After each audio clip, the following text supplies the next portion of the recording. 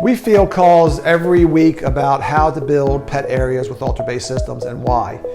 It's pretty simple to me. We are creating a method for you to install a synthetic turf pet area in a backyard, on a roof, or inside of an environment, a warehouse, without using a lot of stone and rock and gravel.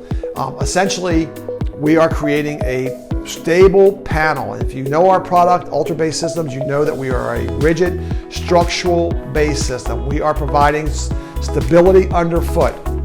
And that's important for athletes. It's important for pets because we want this animal to have something solid to run on, to be able to know that when they stop and they're not having turf drag with them and basically sending the dog airborne.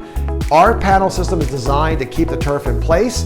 It drains extremely fast vertically and horizontally. Oftentimes when you're installing on prepared ground, it's going to go directly into the ground, leaving the turf high and dry.